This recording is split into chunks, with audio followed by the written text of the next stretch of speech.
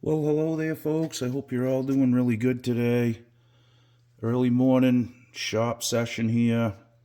If you've been following my videos, yesterday I actually cut the fret lines out of this bass neck. This is a Fender fretless jazz bass, okay?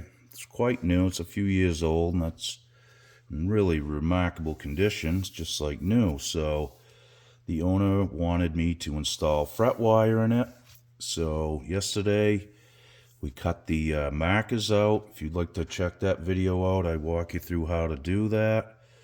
Honestly, I hadn't seen anybody on not eBay, on YouTube doing it, so I figured I'd post a video on it. Okay, so really happy with the results. It come out nice. Looks just like a brand new neck with no frets in it. So that's the main thing. You want to make sure you get all that stuff cleaned out of there. And again, I walk you through how to do it. I used a razor saw and I did that by hand. It's really tedious, but it's just how it has to be done. So as you can see right now, we're starting to install some fret wire here. I just started this one, and I'm gluing them in with Bench Q fish glue today. You can get this on eBay. I think it's made in Searsport, Maine, maybe. Really good stuff. It works really well. So, and the cleanup's easy. That's why I like to use it. So let's get right to it, and we'll start putting some fret wire in here, okay? Okay, folks, here we go. We're going to start out by just putting some glue in the slot, okay? Don't worry, this stuff cleans up really easy. Just a little warm water and some soap, and you're in. Okay, so we got enough in there. Let's start our wire in. Make sure you're out past the edge a little bit. You know, you can't just try to flush it right out of the gate. Okay, take your cloth with a little warm water and some soap, and clean this right up as you go. It's the best way to do it. And again, you can reactivate this glue with just some water. It will it'll come right back. And okay, looking pretty good. You just want to make sure we're down over the end. Very good. There's the first one, and I like to cut these off as I go, so I'm probably going to do that. And the reason being, that way, after the fact, after they're glued in and sunk down where they need to be, I don't want to move them at all. So that'll be the first thing that I'll do as I do this, as we go along, okay? Okay, here we go. Let's repeat the process. So I'll put a nice little amount of fish glue right in the slot, grab our next one. And again, just let it hang out over the edge a little bit so you know that you got enough.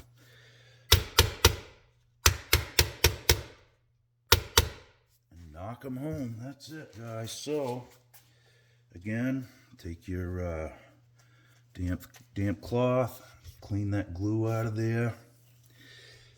And it'll be just less that you'll have to do as we get these in and everything gets dried. Okay, so far so good. So I'm going to clip this one off. You want to make sure that you pick these little things up, because those are razor sharp, and you don't want to be dragging a guitar across them or anything like that. So here we go, fret number 3. A good little dose of fish glue in there. Okay. Same procedure, guys. Just make sure you got a little bit sticking out over the back edge, because, once you clip this off, there's no turning back. You don't want them to be short. You want to make sure you got enough just to file off a little bit of it, okay?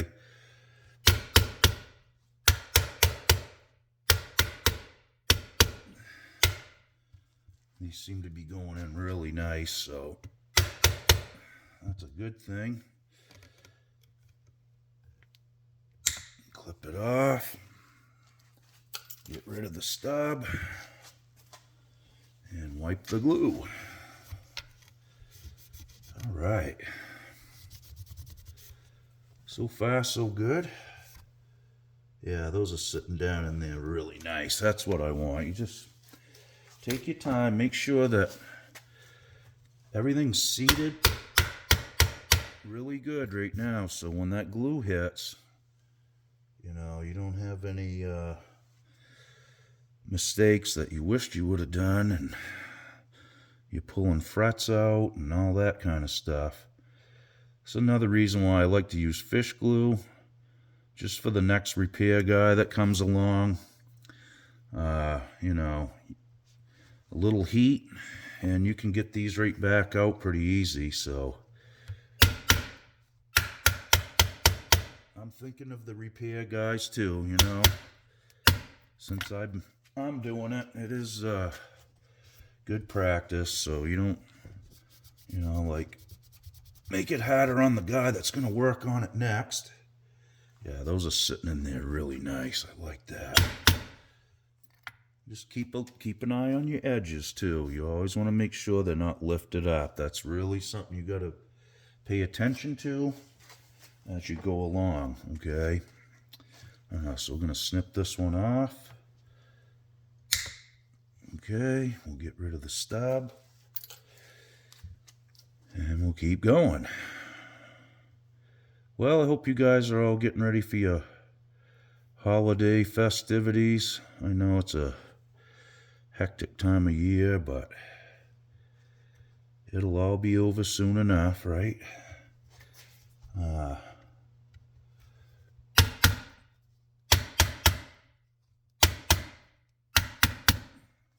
Hopefully everybody stays safe, and hope you guys all have a good holiday for sure. Gonna be pretty low-keyed for me this year. We usually do the normal routine and go see our grandchildren and our families, and but I'm not sure this year. One of the grandkids has he's sick. I think he might have COVID, so I don't know if we're gonna make it over. Hopefully, we'll have to see. Hate to see kids sick during Christmas time. That's a drag. Seems like when I was a young kid, man, every Christmas I'd get sick. I don't know why, but I guess I was probably stressed out about Santa Claus. I don't know, really. It just never seemed to feel Christmas I'd be ill for some reason, but all right, those are going in really nice. I'm really happy with that. You know, again, I had never cut fret lines out of a fretless bass. This was the first time for me too, so you know, sometimes you have to just dive in, you know, but it's a little different. If you've been doing fret work, you've probably learned a lot of little tricks of the trade that kind of happen as you do this stuff. You know, you got to know what to look for, and it's not usually that big of a deal, but you want to just make sure, like I said, that your edges are out there.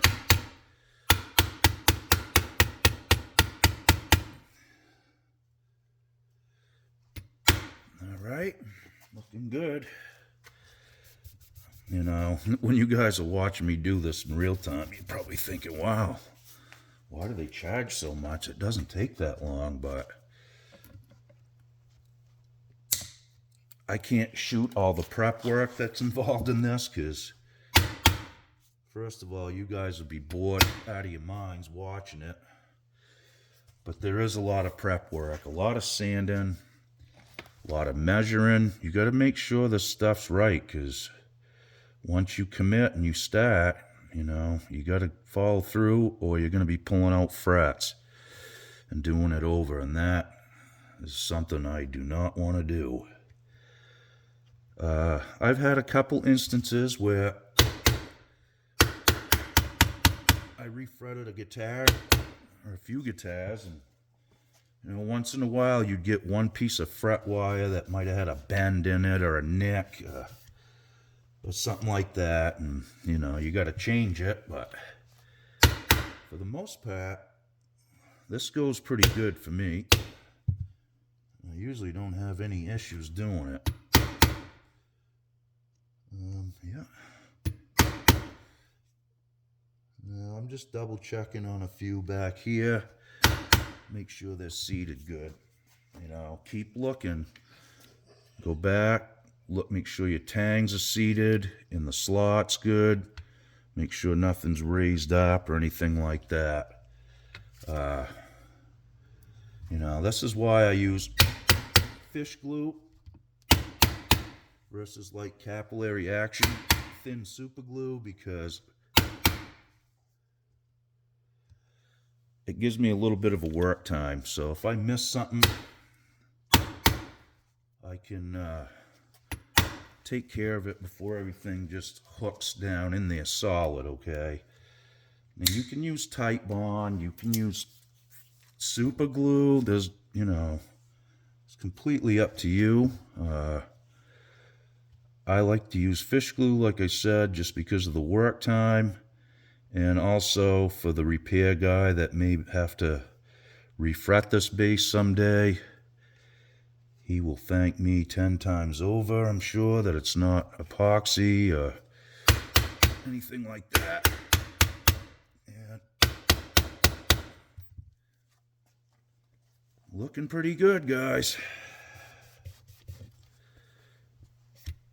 Yeah, those look like they're seating in there quite well. Yep, good radius. That's another thing, you can buy pre-radius fret wire.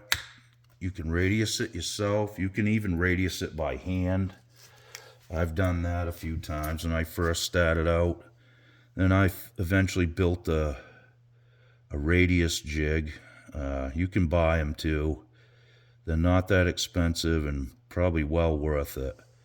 If you try to do this without a radius in it, what'll happen is you'll pound one end down, and one end will pop up. You pound that down, the other will pop up. It's almost like a teeter-totter ride. So make sure your radius is right. That's important. And you shouldn't have any issues, really. All right, we're getting there. I gotta get that glue off.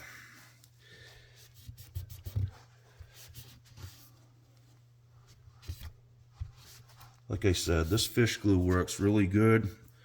It dries really hard, and it's similar to hide glue. It's protein glue, that's all it is. And it works great. Okay, I just want to move you guys down here where the work is so you can see what's going on. I forget to do that sometimes when you're in the heat of battle and trying to work. It is hard to do this kind of work and capture it on film and try to stay out of the way so you guys can see, and it's not easy. But that's kind of why I'm doing it, so you guys can get a visual on how this is done and just get a system going. That's the big thing. Once you get your own system, stick to it. If it works, don't worry about what everybody else is doing. If you're having good results with what you're doing, then just stick to it. That's kind of how I've approached all this. I'm self-taught, so no one has taught me how to do any of this. I've had to learn it on my own, which, hey, that's part of the game. I'm good with that. That's what's great about this YouTube thing. I mean, a lot of people use it for just stupid stuff, but I really enjoy the information that YouTube you know, can give you. I mean, there's some great guys on this. They do some really nice videos, a lot more high tech than what I'm doing, but I'd rather concentrate on my information that I'm passing along. And to be honest with you, I just don't have time to edit videos and do that kind of stuff. I'm busy enough doing this as it is, so, you know, I wished I had a nice professional looking video set up, but you guys seem to be enjoying what I'm doing nonetheless, so I'm just going to keep going, I guess. If I could hire somebody to edit video for me, that would be awesome. Maybe I will someday if this turns into anything, okay? I'm doing my best, guys. It's just how it is. There we go. Okay, a little bit more in the middle, okay? As you can see, like I said, this doesn't take a long time to pound these in, but there's so much prep work before you get to this point that, you know, it's just crazy. Until you do it yourself, you know, and it's important to take the time and do it right. That one didn't want to go down. There we go. Looking pretty good here. We got a few more left, and we'll be in business, and I'll just let it dry, and once it dries up really good and solid, then we'll start, you know, addressing the fret ends and filing them down and doing the usual, right? Okay, here's another one. Now these ones I probably won't have to trim from here out.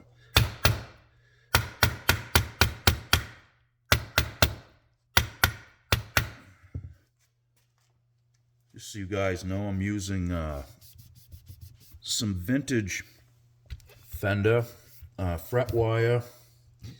This is what they used to use on their basses. It's kind of like a medium guitar wire from what I can see. I have some just medium guitar wire, and it's pretty much the same thing, same dimensions, same tang. I mean, I don't know what the modern bass wire is like, the fret wire, but this seems to be a good size, and it plays really well and easy. I've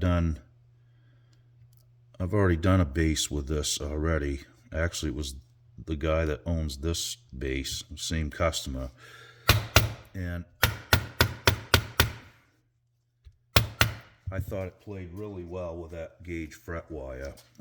It's not like you're bending strings on a bass, you know, so I think this is a good gauge. And so did Fender, I guess, so what do I know, right? Okay, here we go, guys. We're gaining.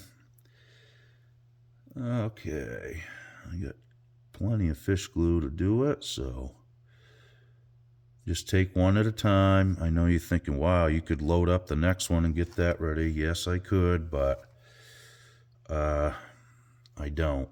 I just take things really slow when I do this.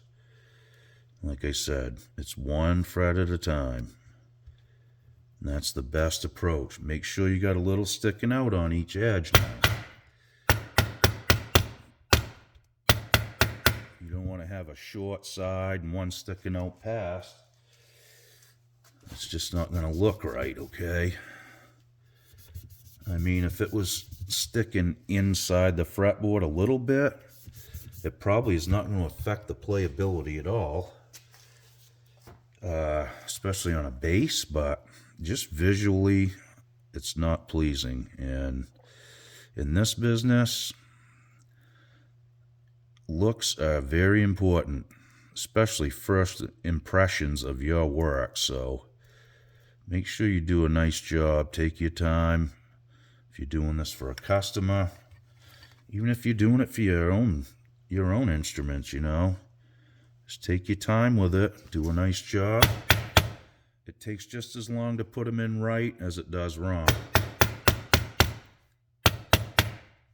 Matter of fact, you're going to probably spend more time if you do it wrong, trying to clean up the mess, trying to press a fret down that didn't go down in good. You know, this is tedious and it's slow going sometimes, but you know, once you get the prep work done, this seems like really fast and easy. Like I told you, there's a lot more that happens before you actually start pounding these in.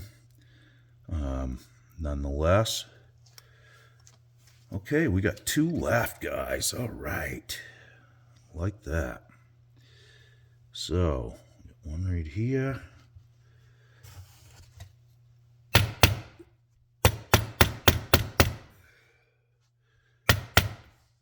Okay, so right there, that fret wire is not radiused enough. Sometimes you get pre-bent wire and it's not quite there, so I'm just going to bend this a little bit. Okay, guys, so again, you know, I just caught that one. One end was lifted up a little bit more than I cared to see, so I just bent the wire again. I'm going to look at this next one.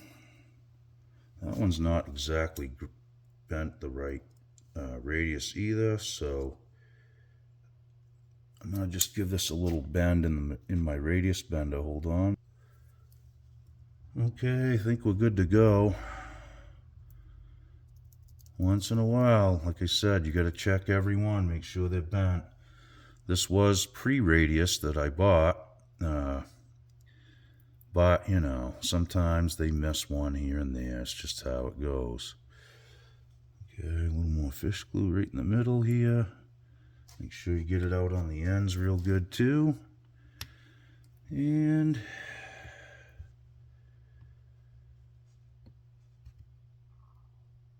get that just out on the edges. This one's really close, but remember, when you drive this in, it's going to grow a little bit on the ends. Okay.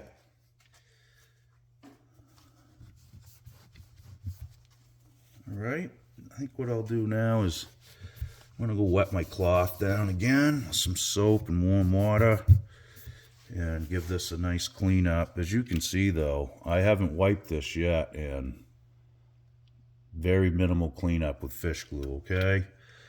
Well, there you have it, guys. I'm going to let these sit and dry up, and I'm going to go over them one more time. Just check each of the edges, make sure they're all down right and they're all down in the slots good.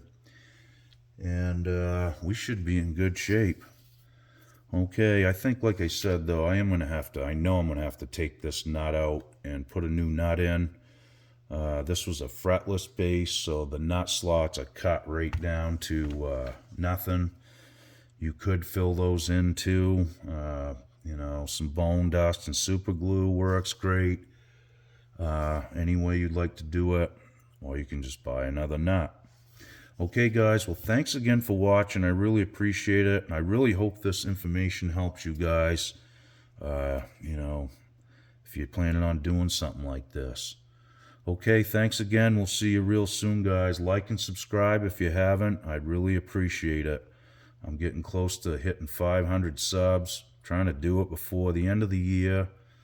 I've got 40-something more to go, so kind of a little goal I've set for myself, and I've been hitting the mark quite well. I started this channel in late June, I think, of this year, so far so good. I'm really enjoying this, and it's been a lot of fun. Thanks again for your support. We'll see you real soon, guys. Be good. Okie doke.